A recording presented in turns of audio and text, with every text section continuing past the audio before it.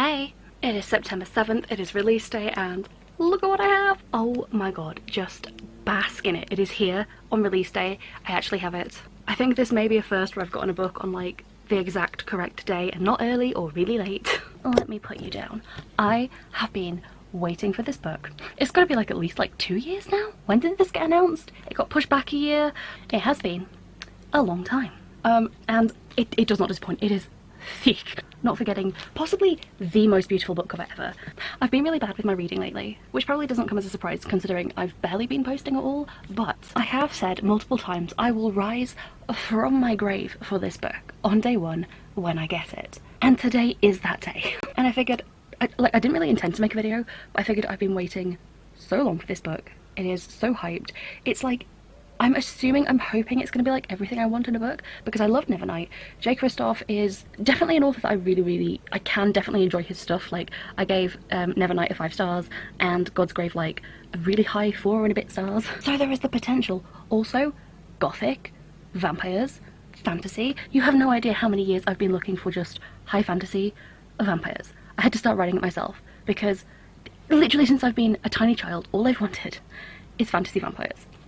And I think this is the first book that has ever really given me fantasy vampires outside of like the D&D universe. So I'm hoping there is potential here for like an all-time favourite. Yeah, I figure just because I've hyped it up so much in my head and it could potentially be a favourite, and I've waited so long for this book. I couldn't not vlog it. I couldn't not keep like a little book reading diary thing. I don't really have a plan. I don't know whether I'm going to like do full-on reactions. I'm not really going to film a lot of me actually reading. I think it's more going to be check-ins. I don't really know. So I'm just going to wing it and do it as it feels right in the moment, if that makes sense. Hopefully it does, because I haven't done this in a long time. I almost feel like I'm not ready. Okay, so that said, I'm going to start reading the book. Please enjoy probably some gratuitous, like, beautiful shots of the book, because it's a beautiful book. And then probably the rest will be me doing whatever the hell the rest of this video is going to be.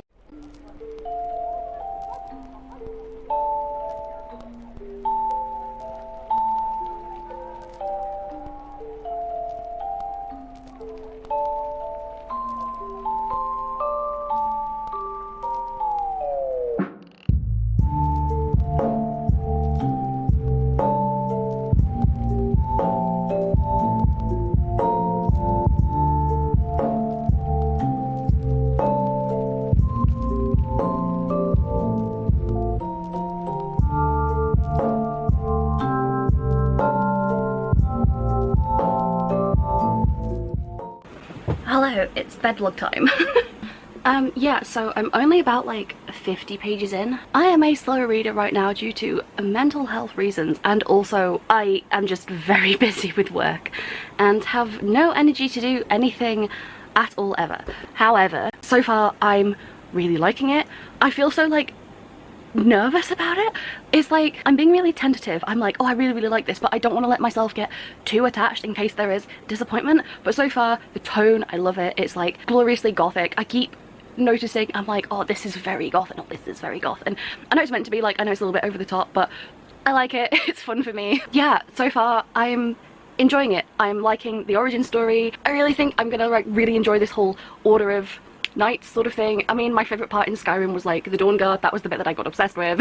Anything to do with like a vampire slaying order, yes, please. Some of my favourite characters are either vampires or vampire slayers, both in fiction and my own characters. So like, I don't want to like let myself like it too much. But yeah, so far I really like the tone.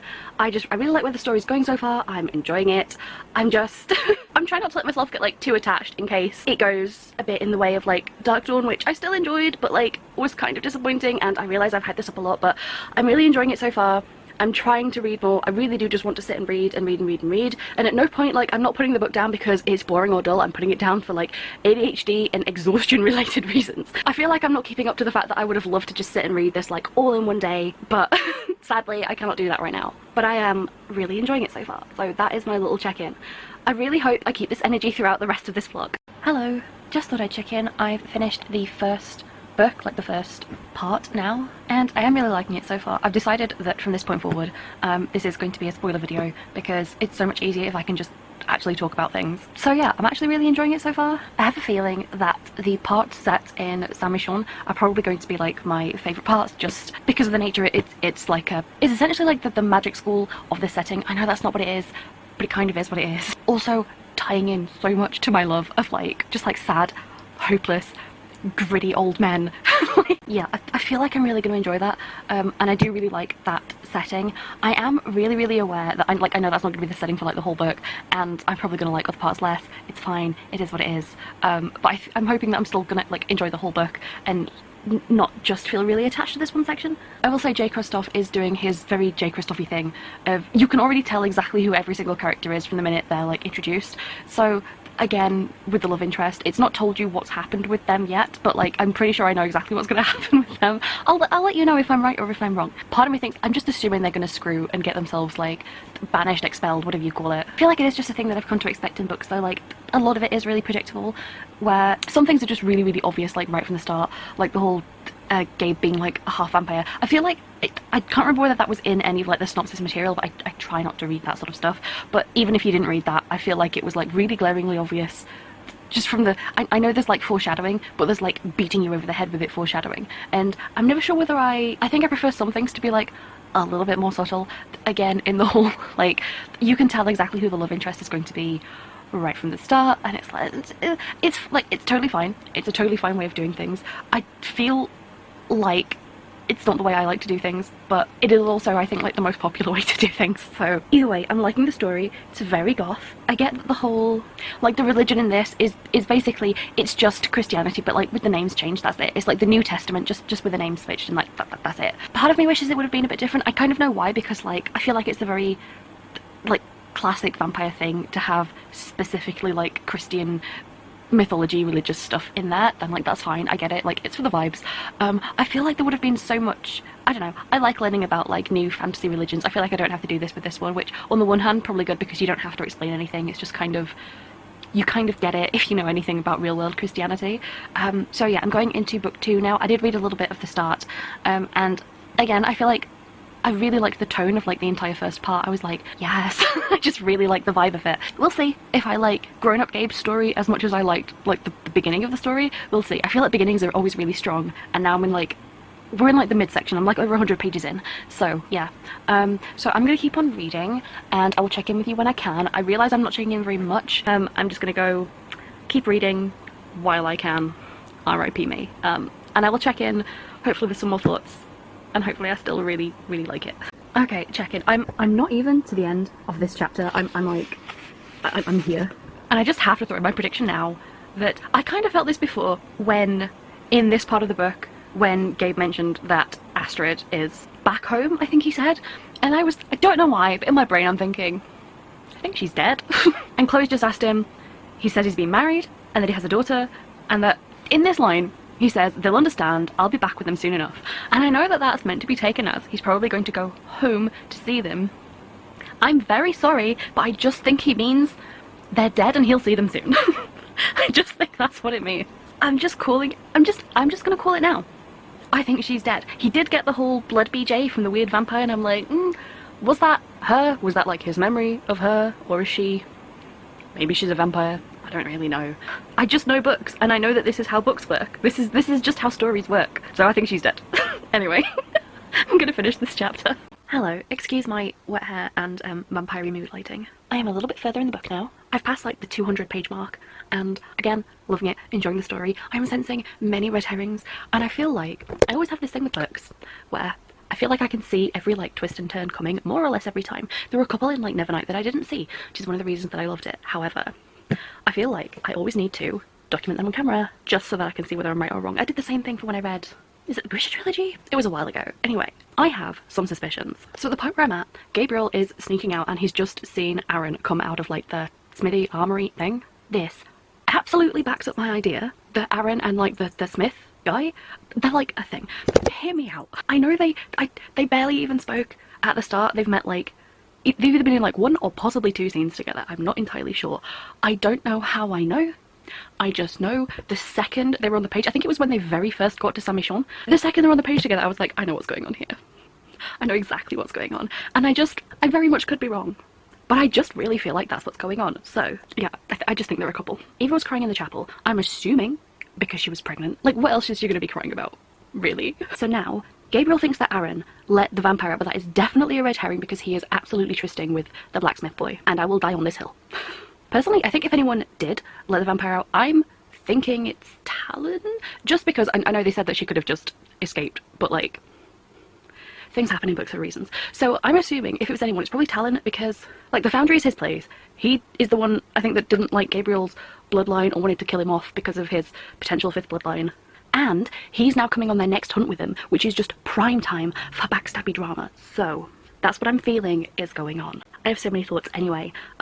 I am going to read on, possibly with some less harsh lighting.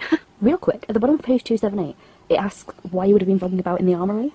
Because he was fucking about in the armory. I feel like this is exactly the kind of red herring wordplay J. Christoph would use. And I'm onto it. Oh wow, my eye bags are not doing so great. Anyway, back to reading. I've just hit book 4. I honestly love, like, the book chapter designs. I think they're so pretty. However, there was another mention of, like, why aren't you, going back to your family? Why are you going with them? And Gabe, he mentioned something about, like, using Chloe and the gang as bait, which, fair enough, but he very much doesn't say anything at all about, Astrid or Patience, his daughter. So I just feel like we're avoiding that question. Like, it was very much purposefully omitted. He very much didn't say anything about them at all. Jean-Francois asked directly, what about them? And Gabe was just like, didn't say anything. I think they're dead. They have to be so dead. Tell me they're not dead. Dead or vampires, but they're dead. Also the whole thing about the Holy Grail and Dior knowing where it is. I'm like, I don't know. Are we gonna go all Da Vinci Code and say that it's a person and like Dior is like the Holy Grail or something like that? Or somebody else, something. I have so many questions. Either that or I was thinking, like, I don't know, that I can't work out in my head the timeline of when it fell to how many years later this is set, and I'm like, does somebody's age line up perfectly with that? Because they said something about it's a saint being born into the world sort of thing, and I'm like, okay, well, whose birthday is that?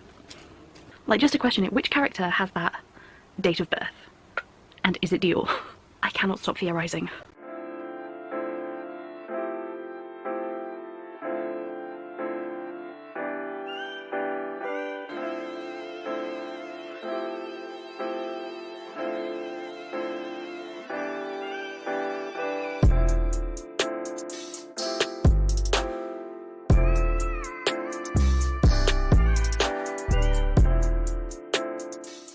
Hello, these updates are getting more sporadic. Yeah, so you catch me just cooking some leftover pizza. So this will have to be quick. But yeah, we have just learned that I am correct, and Dior is the Holy Grail. I feel like that was really obvious. I don't know, book where you're looking for the Holy Grail, and there's like a white-haired character. Don't at me, it just seems really obvious. Anyway, yeah, he is the Grail. Don't know how Gabe didn't see that one coming. I feel like it is really obvious, especially the whole like captured their essence in a cup. It's like, even I saw that coming. And I know I see everything coming, but still, that's about it. I need to read more. I just kind of wanted to gloat. Okay, I must attend to my pizza, so update later. Hey, back in for a little check-in update. I honestly can't remember like where I last updated. Also, excuse me for looking just constantly run down, but cozy. So, super secret spicy reveal. Dior, actually a girl. I will say, if you don't see a character die on screen, on the page, especially in a J. Christoph book, they're probably not dead. Even then, sometimes, when they do die on the page, they're still not dead. So yeah, what I'm trying to say is, pretty sure Chloe's gonna come back at some point, because you just don't not show the death. But yeah, Dior, a girl. The one thing that I didn't see coming, I'll be honest, I kind of thought, I didn't know whether it was gonna go into, like, maybe getting a non-binary character, or like a gender-fluid character, or something. And look, don't get me wrong, as a girl, I get the whole girl pretending to be a guy in dangerous environment, safer than being a girl. I get it. I just feel like it would have been cooler, more interesting, more like diverse if it wasn't just the whole cliche of it's just a girl dressed up as a boy. I'm very suddenly feeling like, is this the plot of Pitch Black? This is basically the plot of everything's dark. The main character is like the tough one that can like see in the dark and do stuff. Young, badass kind of like girl character who was the whole time pretending to be a boy.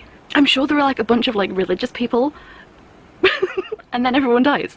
and it's just like, there's either 2 or 3 of them that get away at the end. Spoilers for the end of Pitch Black, I'm sorry. Alright, I'm starting to feel like this book is a direct cross between, for some reason, the plot of very specifically Pitch Black and also the Dawnguard questline in Skyrim, which is also to do with vampires blowing out the sun and vampire hunters. This was a tangent. My point being, there have been some revelations, people have died. I'll be honest, I'm actually really not fond anymore of the whole, in general I like the whole ragtag group of like adventurers, you know, just maybe like the found family thing, I don't know, a bunch of people who sort of come together from all different walks of life, whatever. I don't know how else to say this other than because in other books it tends to be something that I'll still gravitate towards. Like I enjoyed it in things like Six of Crows, and if you give me like, you know, high fantasy, band of random misfits sort of thing, I tend to like that. I'll gravitate towards that. If you see my like hauls, unboxings, whatever, it's something that like if I see it in the synopsis, I tend to enjoy that. However, I'm discovering I very specifically actually don't enjoy it, specifically when it's done by J. Kristoff. I don't know what that means. In a kind of, just in case you've not read Nevernight, in a kind of non-spoilery way, I guess like the big group of like characters and side characters, sassy talking adventure-y people, didn't really notice it in Nevernight because it was set in a school, so it made like perfect sense. It's fine, they're just like side characters. Godsgrave, I want to say like the bunch of gladiators, and then again the same kind of thing in Dark Dawn. I didn't really care much about those characters at all, and some of the ones in Dark Dawn kind of did great on me. And now I'm also thinking, I know he does the ones with is it Amy Kaufman, the Aurora things? That's just sassy talking band of random thrown together adventurers in space. And then there's the other ones, the Illumine, Gemina, whatever they're called. I'm starting to wonder if that's because the setting definitely changes all the time, but like the core of all of J. Kristoff's characters tends to just be everyone says a lot of one-liners, and it's just like this, again, it's just like a big group of like sassy ragtag misfit adventurers all going on a quest together. I've decided I actually really don't like it, specifically when he does it.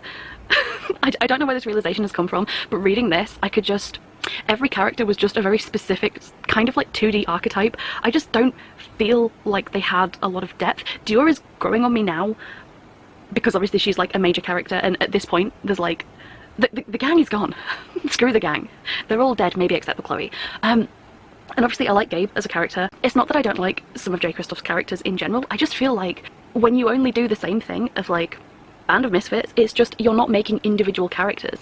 You're just sort of, at that point, it just feels like, who else can we lump in here? Because the bard is the very stereotypical bard, the like religious father guy. I can't remember his name. Father no, it's Rafa something. Anyway, very specific archetype. There's no like depth to them, there's no interest. Even Chloe, like in the flashbacks, I get it because it's like they've just met at that point, but I don't know, there's just something very kind of bland about all of them. Like, don't get me wrong, I would generally like, if you had a character like Bellamy for the whole book and they were developed and interesting and whatever, I would definitely really like that character because I like the archetype. But when it's just the archetype and it's just it's almost like the character select screen in like a basic ass fantasy, and I'm like, can anyone have any sort of like nuance or like interesting qualities? No, it's the bard is the annoying kind of charismatic one that's gonna sing the songs, and oh my no, wait, stop, I have to, I'm so sorry. And I know it's meant to be like a whole, you know, oh my god, everyone's dead, it's like the big massacre, whatever. The point was, you cannot tell me Bellamy's death is not funny, because he literally did the trope of the whole thing about, oh, I only need to write one more song and then I've done like my whole magnum opus, whatever you want to call it, his big poetic whatever it is. He's doing his bard quest and he's got one more thing to do on his quest, right? And it's, right, the minute that was in there, we all knew, right, Bellamy, I'm sorry, you're gonna die, because it's the bard fantasy equivalent of, oh, and he was only one day away from retirement. Like, you can't, no, you can't, you also can't make that the basis of everyone's personality. Bellamy's personality is he has a lute. Is it a lute? Pretty sure it's a lute. That's it.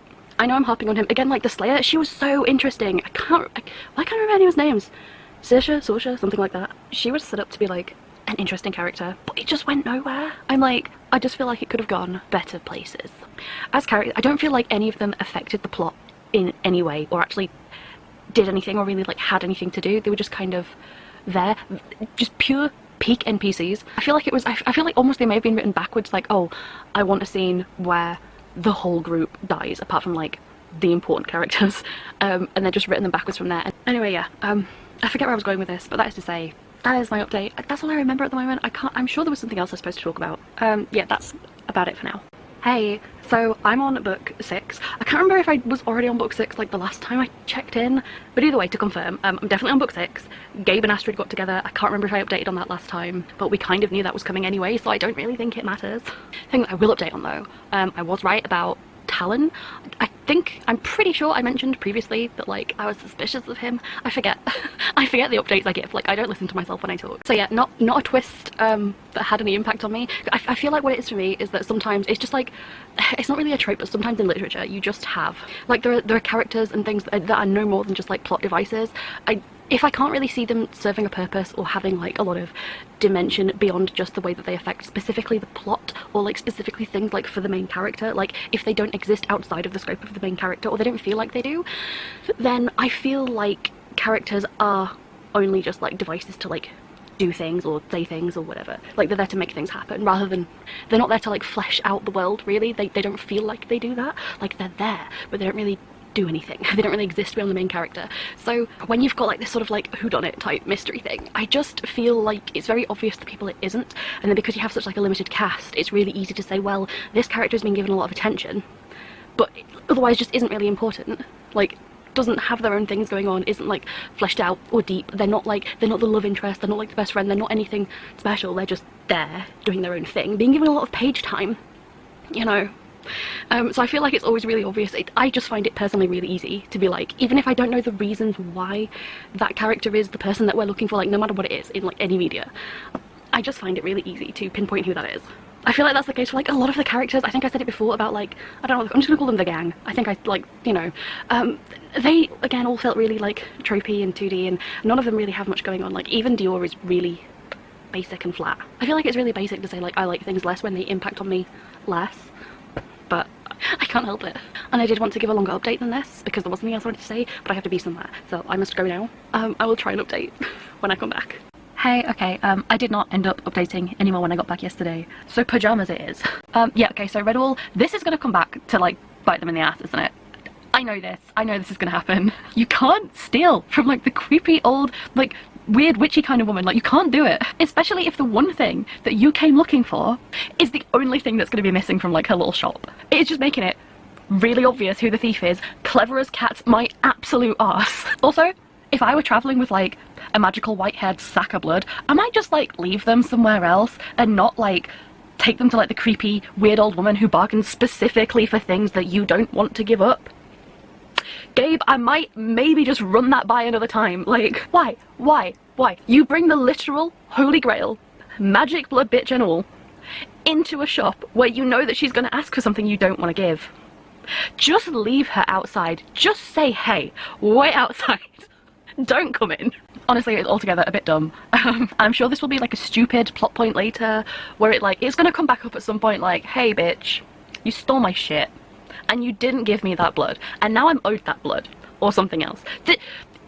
It's never gonna, like, this is gonna come back to bite them in the arse. It will be a stupid plot point later where it's like, oh yeah, here come the consequences of my own actions. That's Gabe and Dior. Gabe for being stupid enough to bring Dior in the first place, and Dior for being dumb enough to just, like, steal one thing. Did she, like, I don't know, did she make it like a general robbery, or did she just take the one thing that they came in for, like, 45 minutes beforehand? Come on. Please. I thought you were meant to be smart. Anyway, I have to go read more about these two absolute dumbasses. Wish me luck. A few moments later. Okay, hi, hello, yes. I know I just checked in, and I've had to upgrade to a blanket because it's chilly, but I just wanted to, not really rant, but just for a quick second about the whole actions, consequences, the whole thing about Dior healing the dude, and then his daughter's just ratting her out. Like, full offense, imagine being like some fucking peasant with a leg wound, and like, you're literally on the brink of death, and then some random bitch heals you, and then you're like, you know, so like you get to live, and then you're like, didn't like that. I'm sorry, what? Who? Whomst? Like, are you good? My dude. I think it's probably something to do with, like, the fact that every NPC is characterized in, like, it's like a child wrote it, but, like, it's fine. But, what I wanted to say, slightly related, I don't get why suddenly Dior has, like, too much heart, too much of a conscience to just let some random peasant dude on a boat just frickin' die. Like, why is that where she draws the line? At this point, she hasn't really shown much remorse for, like, the people that have died as a direct consequence of, like, her and her actions. Like, the gang, we didn't really dwell on that for very long. The people who were, you know, killed as Danton was following after them and like decimating everything in his path. Again, we didn't really dwell on that. And yeah, I know she wasn't exactly like jumping for joy at San Guillaume, but like, again, that was kind of their fault, like her and Gabe, but like still direct consequence of her actions, right? Things that she's like directly responsible for, she seems to get over fine. That seems to be fine. My battery died mid-rant, but I think what I was saying was basically, yeah, just one dude on a boat, just one random dude is the limit of Dior being able to like overlook it and like not get involved and then jeopardize like their cover, everything. It is slightly contrived. Right, I am on page 585, right? And like, Gabe's been tortured by like the Inquisition people, and every time she whips his back, he's doing that whole like, no, a bit higher, a bit to the left thing. That is absolutely from James Bond, right? I don't know if that's meant to be a reference though. I distinctly remember that being a scene in James Bond. Except I think it was balls instead of back, but is that a reference, or is that just... is this a trope we're doing now? Anyway, I just dropped in to say that. So, update, I was in fact correct. Ashford and Patience are dead. I feel like we knew. And confirmation the Forever King killed them himself. But yeah, I think it was glaringly obvious from like the get-go that they were dead. I don't feel like it was a reveal. I don't feel like it was meant to be a reveal. I feel like after like, I was suspicious from like so early on. But I feel like after the second time that you don't answer a direct question, it just becomes kind of obvious. So I feel like this is shocking no one. Yeah, I can't really be sad reading the scene, I guess, because I just don't really have any emotional attachment to these characters. Like, Patience really only appears, like, it's just this one flashback sequence, so she's basically just a plot device. It does suck for Gabe. I get why he's pissed. Although, I don't really feel like Dior earned the confession. It's had so much build-up. We've had so many times of him just not saying it, that it's like, right, well, when he does say it, it kind of has to be a thing. You have to make a thing of it, because they've made a thing of it. And I just feel like it was just really unearned. I get there might be like a pseudo, like, father-daughter thing going on there, even though they said there isn't, but there kind of is. It just seems weird that she'd be the one that he would open up to, as opposed to, like, his friends, who he's known for years, who he's now, like, finally, like, back in touch with, and, you know, like, shared trauma and shit, someone who actually knows, you know, I'm not gonna get too hung up over this. You can tell where I've been, like, rubbing my face, because my eyeliner on this side of my face has rubbed off. So yeah, you can see how I've been doing.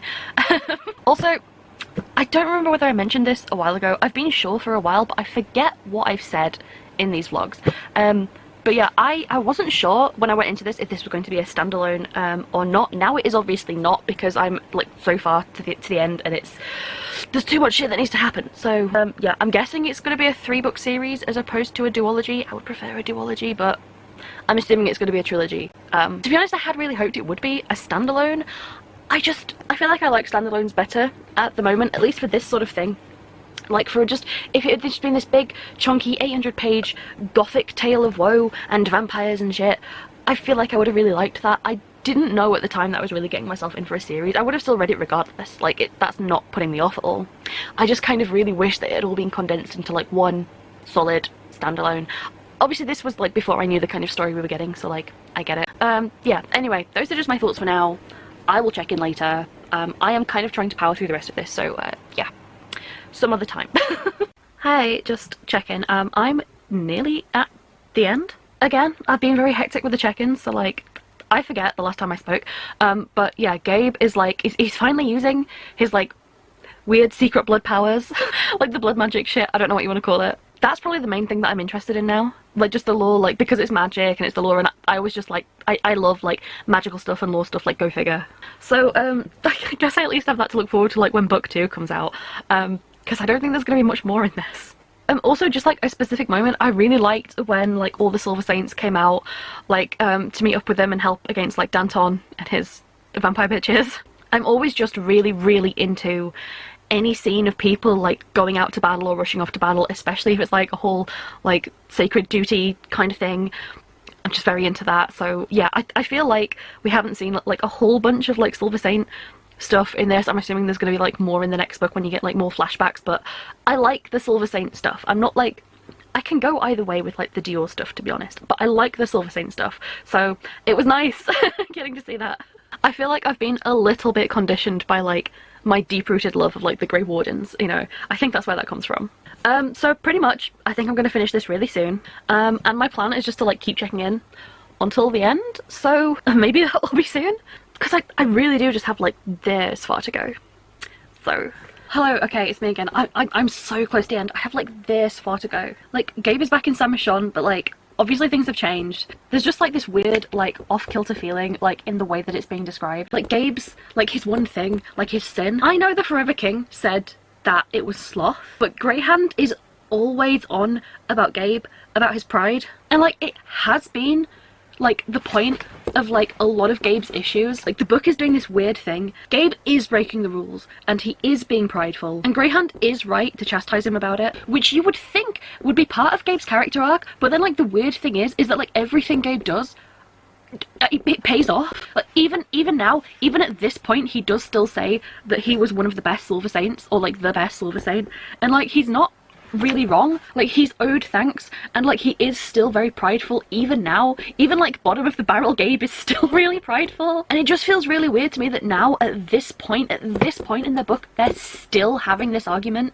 It's been how many years and they're still having this argument. It also feels especially like Greyhand is meant to be right, especially since a lot of Gabe's like prideful actions, they do cause issues. Like, they are the source of like a lot of his issues. Equally, Gabe is being portrayed at this point as the one in the right. It seems like Greyhand is being ridiculous, even though everything he's saying is correct, and that's the way it should be. It's still, in this argument, being portrayed that Gabe is the one in the right and that Greyhand is wrong. I'm a little bit confused. At this point, it just seems to be condoning the attitude. Like, it's like the narrative is justifying his one major flaw, and it just feels weird. I feel like there was meant to be like a character arc there or some development. It just seems weird to set up, especially like right back at the beginning when he's like a fresh ass Silver Saint. Even before that, for his whole thing to be like him being prideful and being a glory seeker has caused him to fuck up in like innumerable ways.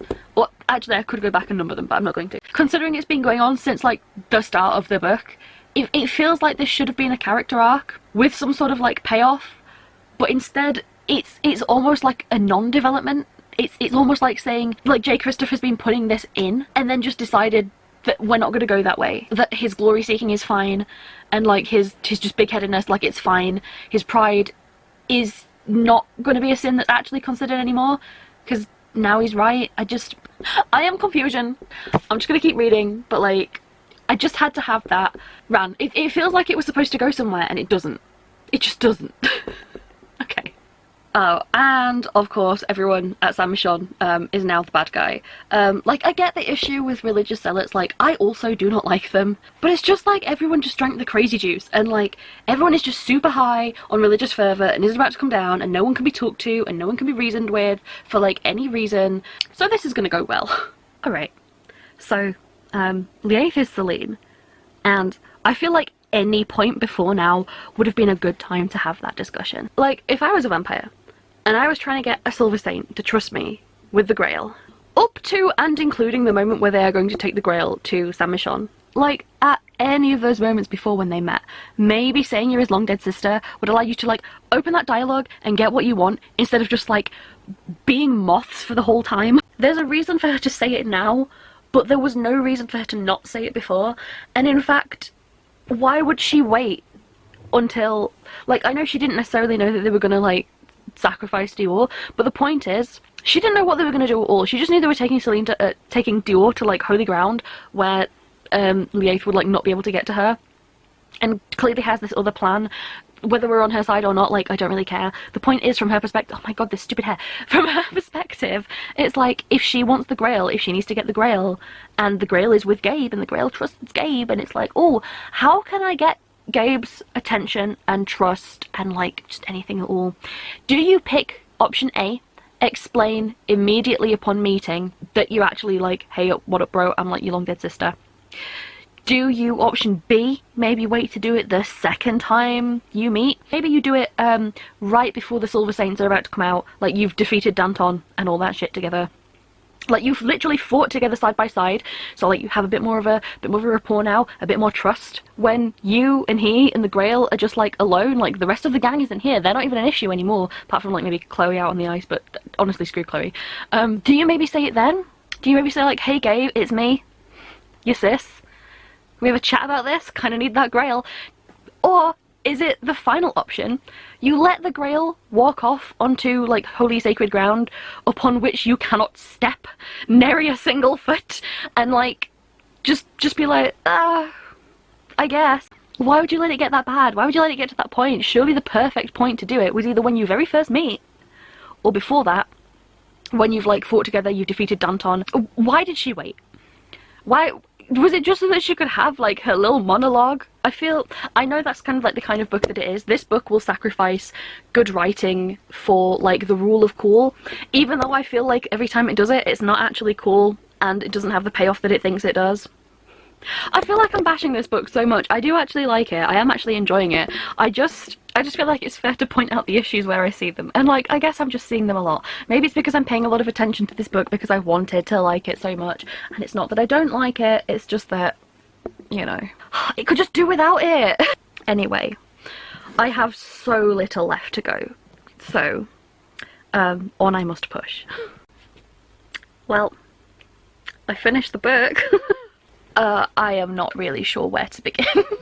Just to sum up the last like chapter or two, I think the whole like the destruction of Saint Michon and like Greyhound in particular was just really unearned. It was just really sudden. It felt very like lackluster and like not very gratifying. It was just kind of like, yeah, that's happening now, I guess. Chloe though, Chloe annoys me. Yeah, I'd never been a fan, and I could have like, she was like okay. I'm never a fan of her kind of like, I don't know, she plays a very unrealistic kind of character, but again, that's just the way J. Kristoff writes characters, I guess. I've gone on about that enough, so I don't really want to go on that again. But specifically now, the change, like, it's just like any time you have like a religious character whose eyes just like basically glaze over and they become like super fucking like stupid and single-minded in the face of doing like their stupid little religious tasks, it just, annoys me so much. Like when she's all patronising to Dior, especially to her face, that's not what her character's been like the whole book. I hate this thing where there's this switch that goes off. It happens so much. It's got to be a trope. There has to be a trope name for this. And like, I understand if that's the commentary that you want to make about like religious fanaticism, and I'm not totally against that, but when you can't just make a character suddenly really dumb. I just hate it so much. I wouldn't have minded if it was like super characterized from the beginning, because the way that she acted, I understand like you're supposed to look back at it and say like she's just protecting the Grail, she doesn't care about Dior as a person, but she does care about Dior as a person, and she is characterized that way, and her actions do care about Dior like as an individual, only up until the point where they have her on sacrificial ground. And then it's kind of like she doesn't even exist, and almost feels like it's stupid for Dior to even care about her own life, and talks to her in this weird, stupid, patronising, grandma-ish, school-teacher-ish way, like when she's gonna kill her, just being like, oh, just be chill about it, don't worry about it. It's like, you're literally about to kill her. Fair enough if you think it's the right thing to do, but don't act like you've always felt that way. And I know J. Kristoff is saying that she's always felt that way, because she was always like a bit of a religious fanatic. But that's not how she's being characterized when I feel like you definitely could have built up on the whole. There are ways to make it seem like she might care about Dior, while actually when you look back at them you could say, oh, she never actually did. But I feel like it would be quite a subtle difference in caring about person as a person and caring about entity as like a means of use, you know? And I don't feel like there was a distinction there. I would have liked it if they just made her so much more conniving and backstabbing and like subtle about it. Like if at any point she, like before this, she had ever done anything like that, or speak to Dior about like sacrifices or anything like that, like if she'd been constantly putting that rhetoric into Dior's mind and like doing the whole religious talk, but in a way that was subtle but constantly like putting this into her, that could have been quite good, like a little Iago type character dripping like poison in the ear, but under the guise of like being a benevolent friend. Like there could have just been so much more to her character, and instead it's just like tiny, feisty, short woman who's really like super nice and chipper, and then oh no, she's crazy religion. Oh no, like please, it's so cack-handed. Like I swear, there's no the care to which anything is handled is just, it's completely absent. There is no care. It's not the vibes. Stop. But yeah, you can't just have someone's personality flip like that without... I feel like it has to be earned a little bit more, or it has to be like a real mic drop of a moment if you're actually going to do it kind of out of nowhere. I could have been on board if she was just like suddenly really sinister and really hostile. Like if she actually revealed in some sort of like big coup de grace that like it was all an act. Like because she is devoted and she is smart, and if she'd played everyone, that could have been a good twist. It would have been like a bit of a Genya Safin 2.0 kind of thing, but potentially better well done. It wasn't, but it could have been. It would have like stung so much more. Yeah, because everyone in San Michon is now just dead. So the rest of them are basically just drones. Again, probably speaks a lot to why I was talking before about like the lack of like actual characterization or depth for anyone who isn't like the main character. Because clearly they're not meant to have depth or nuance or anything like that, because they were just drones at the end of it. Yeah, I've ranted, but like more to the point, yeah, Chloe's sudden character shift annoyed me, but I guess we don't have to deal with her in the sequel, because she actually died on the page this time, so she is gone. R.I.P. Yeah, I don't really know what to say as like an overall wrap-up. It definitely took me longer to read than I thought it would, mainly just, I feel like that's just me and my brain. As opposed to the book itself, but I also feel like if it had maintained the way it made me feel at the start, I probably would have flown through it a lot quicker than I did. I also feel like I'm kind of like weirdly fuzzy on some parts of the book. I'm not normally like this, and I don't know whether it's just because it took me a while to read the book, or because parts just weren't sticking with me, or whether it is just a brain thing of my brain cannot take in new memory right now. Yeah, I felt like it had a really strong beginning. I wasn't that thrilled with like the whole Chloe and the gang midsection. Scooby-Doo gang was not my favourite bit. I've decided, I think I mentioned this before, but I've decided very firmly that I do not like specifically when J. Kristoff does the whole band of random adventurers getting together. I really do not like his groups of random sassy talking, snappy, adventure-y, misfit gang people. I don't like it. Not to say that I won't like it when other people do it, but specifically I do not like J. Kristoff's own home brand variation of that kind of trope. I don't like it, and I don't want to see it again, and I guarantee that it's going to come back in the next 2 books. I'm assuming there's 2 books. Maybe it's another, just maybe it's a series. He'll probably write like 5, I don't know. I did not care for those parts of the book. Not really. So yeah, I'm like I say, I'm not really sure how that's going to work for like book 2, because there won't be like more flashbacks to the gang, which is good for me, but I am just hoping they don't get replaced with a bunch of other very similar, very same role fulfillment-y kind of other side characters, but we will have to wait and see. Yeah, I'm not really sure if I want to do like a wrap-up as a whole. I might come back later. But yeah, my immediate thoughts after finishing. I feel like it's a little bit lackluster. I don't necessarily mean the book, I do kind of mean like more specifically my reaction to it.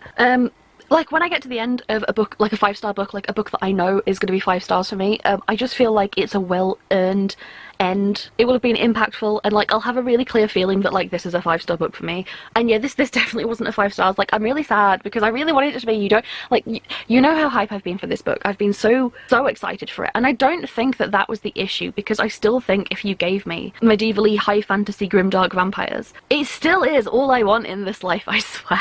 Yeah, but I think I can pinpoint some of the reasons why I feel like that. I've kind of discussed a lot of them like ad nauseum. I did still enjoy it. I did still like this book. I will still read the rest of the series because grimdark vampires, how can I not? I do kind of feel a bit similar to how I felt like with Darkdawn though. And that is the thing, like I know J. Kristoff can write for what is for me a 5-star standard, because I did like Nevernight to the level of a 5-star book, so like I know it can happen. I just don't feel like this was as well done or like as well crafted or just as well refined as Nevernight. I feel like there was so much in this that could have just been like cut down or shaved down that just wasn't.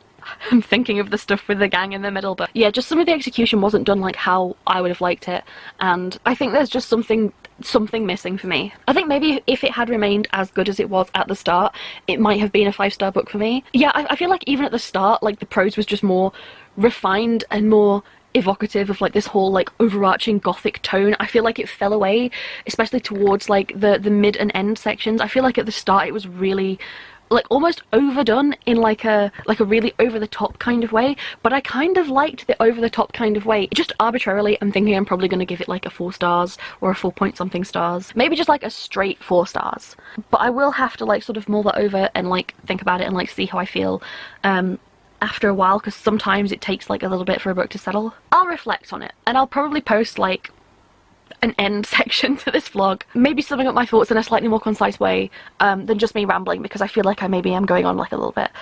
So with that, I'm going to put this down now. I'm going to go and I'll check in with you, I guess, one last time after this. Okay. Bye. Hey, it's been 8 months, so I need to do an outro. I definitely missed the window for giving this like a decent, succinct wrap up while I still remembered things.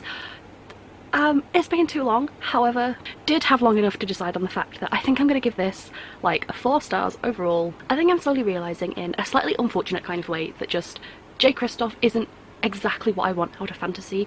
Not to say that I don't like this, I really, really do. I just wish it was more. I had such high expectations.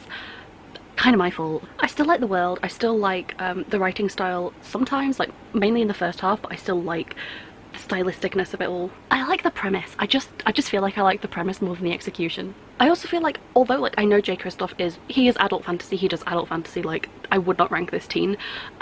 It's more just that I know it's adult because of like the sex and the violence and the gore, and I'm guessing the language as well sometimes, like I'm pretty sure they swear, but I still feel like the plot and the characters and like the complexity of what's going on is still pretty much what I get out of a YA. I just feel like I want more sometimes, and like that's not to say that sometimes I do just want to like turn my brain off and like binge this kind of fantasy, which is totally fine, there's nothing wrong with it. It's just, I think I just expected it to be more than it was and more complex. I think if you took out like the blood and boobs, it would pretty much just be a YA, and that's just kind of how I felt about like the plot, the characters that I thought were just oversimplified, and yeah, it does have so much potential, and maybe it's just like a rocky first book and it will pick up. I'm assuming there's going to be, I still don't know whether it's a duology or a trilogy or more than that. I'm assuming a trilogy.